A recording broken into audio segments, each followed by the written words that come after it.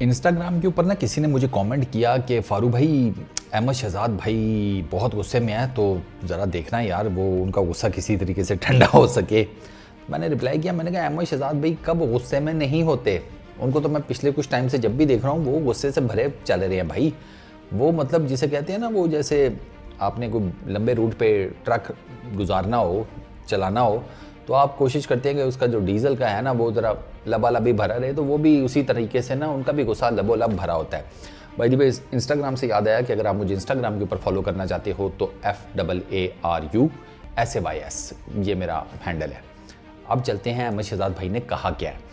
अहमद शहजाद भाई ये कहते हैं कि जो डिज़र्विंग टीम थी ना, पाकिस्तान तो बाहर हो चुका है वर्ल्ड T20 से, तो उन्होंने कहा जो डिज़र्विंग टीम थी वो चली गई है सुपर 8 में, यानी कि यूएस।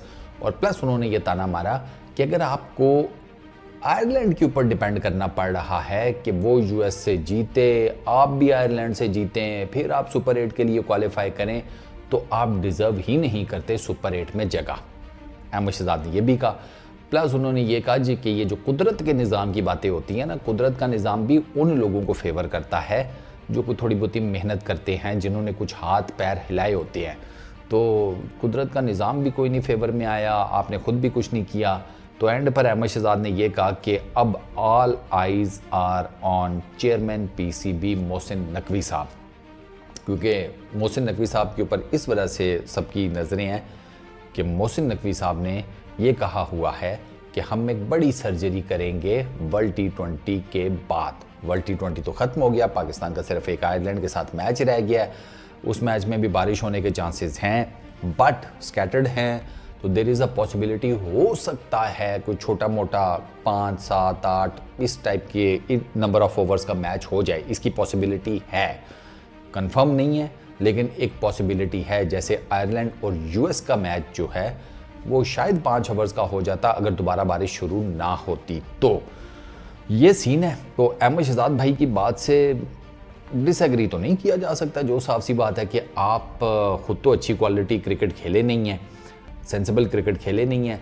खैर सेंसिबल क्रिकेट क्या होती है, आपकी क्वालिटी हो ना क्रिकेट में तो फिर ही सारी चीज़ें आती है ना, फिर गेम प्लानिंग आ जाती है, फिर सेंसिबिलिटी भी आ जाती है, फिर गेम अवेयरनेस भी आ जाती है, फिर बैटिंग भी ठीक हो जाती है, बॉलिंग भी ठीक हो जाती है, फील्डिंग भी ठीक हो जाती है। तो आपकी तो क्वालिटी ऑफ क्रिकेट बिल्कुल ही पुअर है, बिल्कुल ही पुअर। मतलब इतनी गरीब है कि कोई गरीब आदमी हो ना, जो फ़कीर हो, मतलब वो मांग तांग के खाता हो, वो भी इतना गरीब ना हो जो इस पर्टिकुलर टाइम में आपकी जो क्रिकेट की क्वालिटी है ना वो इतनी गरीब है। मतलब आप तो मांगे तांगे से भी नहीं गुजारा कर सकते ना, कैसे करेंगे? गरीब आदमी तो चलो फिर किसी से मांग के खाना खुना खा लेगा, आप क्या करेंगे? मांग के ओपनर नहीं आएंगे, मांग के अपना मिडिल ऑर्डर सेट कर लेंगे बल्लेबाजों से, मांग के बॉलर नहीं आएंगे, मांग के आप स्पिनर्स नहीं आएंगे, नहीं। तो आपकी तो हालत फिर उस फकीर से भी ज़्यादा फटीचर है आपकी क्रिकेट की, और वो आपको नज़र भी आ रहा है। भैया जो डिज़र्विंग हैं उनको नहीं लोगे तो फिर यही होगा ना। शादाब खान को किस बेस पे रखा है? अगर उसकी PSL की परफॉर्मेंस अच्छी है तो PSL में उससे ज़्यादा अच्छे परफॉर्मर्स थे। उसामा स्पिनर, लेग स्पिनर, उसको क्यों नहीं लेकर गए? अली पेस बॉलर, दोनों लीडिंग विकेट टेकर्स थे, क्यों नहीं लेकर गए भाई? शादाब खान में ऐसा क्या है? फिर वो जो मीडिया पर बातें होती हैं, जो साफ़ी बातें करते हैं, जो कहते हैं कि हमें ड्रेसिंग रूम से चीज़ें पता चलती हैं, फिर उनकी बात मान लें कि भाई शादाब ने सबके साथ डोरे सेट की हुई हैं। वो PCB की भी आंख का तारा है, वो बाबर, रिजवान, शाहीन, जो मेन 3 प्लेयर हैं हमारी टीम के, जो कोर कमेटी है इस टीम की, उनके साथ वो तीनों का जिगर है, तो इसी वजह से वो टीम में होता है। फिर ये बात मान लें। फिर उसके अलावा आपने जो बैटिंग ऑर्डर अपना सेट किया हुआ था, दुनिया की कौन सी टीम है 5 ओपनर्स के साथ खेलती है भाई? दुनिया की कौन सी टीम है? आप 5 ओपनर्स एक टीम में ठूंस कर बैठे हुए हैं। उसके बाद फिर आपने बाबर ने भी ऊपर आना था, रिजवान ने भी है, उस्मान को भी एडजस्ट करना था, फ़खर भी है। 5 में से 4 तो खेल गए हैं रेगुलर, और हुआ कुछ नहीं, क्योंकि वो न्यूयॉर्क की तो चलो ट्रिकी विकेट थी, लेकिन डेलस में आपने क्या कर दिया? आपको ना आप यूएस वाला मैच हारने वाला था, ना ही मैच हारने वाला था इंडिया वाला।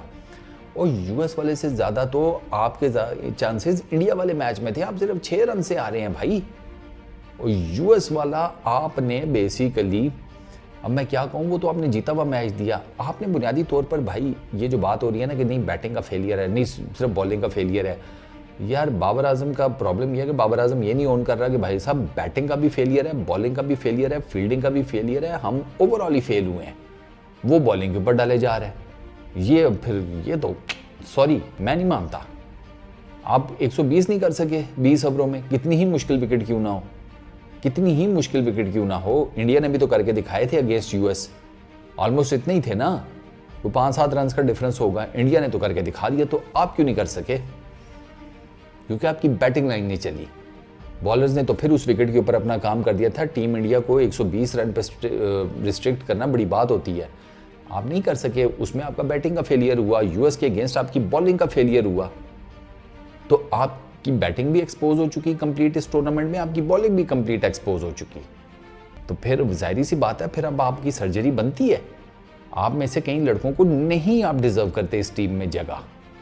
ऑनेस्टली स्पीकिंग, इसमें टीम में कई लड़कियां हैं जो जगह डिजर्व नहीं करते। उनकी यार बेचारों की डोमेस्टिक जो अच्छी परफॉर्मेंसेज दे रहे हैं उनको उनकी जगह पर लेकर आए। मैं छोटी से आपको कह सकता हूं कि कुछ टाइम फ्रेम बाद वो लड़के जब रवा हो जाएंगे तो वो इनसे ज़्यादा बेहतर परफॉर्मेंसेज देंगे। You mark my words. आप अली को चांस दें, उसामा को चांस दें, ठीक है, जो नहीं परफॉर्म करता उसको रिप्लेस कर दें किसी और लड़के के साथ। कहीं ना कहीं से तो आपको कोई ऐसा टैलेंट मिल जाएगा ना कि जो आपके लिए आसानियाँ कर देगा। विद द बैट कर दे, विद द बॉल कर दे, एज ए स्पिनर कर दे, एज ए ऑलराउंडर कर दे। लेकिन आपको डिसीजन तो लेने पड़ेंगे। अगर आप इसी टीम को कंटिन्यू करते रहे तो आप कभी भी नहीं जीत पाएंगे, क्योंकि इस टीम के बहुत मसाइल पैदा हो चुके हैं। कोई मानता नहीं है वो एक अलग बात है, लेकिन इस टीम के बहुत मसाइल पैदा हो चुके हैं, बहुत ज़्यादा। वो फिर कभी अगर मौका मिला तो आगे किसी वीडियो में आपको बताऊंगा कि इस टीम के, खैर मैंने इनफैक्ट पहले भी कई वीडियोस में बता दिया यार इस टीम के क्या क्या मसाइल चल रहे हैं। कप्तान की कोई नहीं सुन रहा, ग्रुप्स इस टीम के अंदर बने हुए हैं, पहले 2 थे अब माशाल्लाह 3 हो गए हैं। ये चेक करो ना, ये तो वो वाला काम किया इन्होंने कि वो मियाँ बीवी की शादी हुई नहीं कि तीसरा कब आ रहा है, तीसरा कब आ रहा है। उन्होंने कहा अच्छा, फिर लो तीसरा आ गया। ये चल रहा है इस टीम में, घंटा जीतेगी ये टीम भाई। बस इस वीडियो में इतने ही। अपना बहुत ख्याल रखना, नेक्स्ट वीडियो में मुलाकात होगी। Peace out.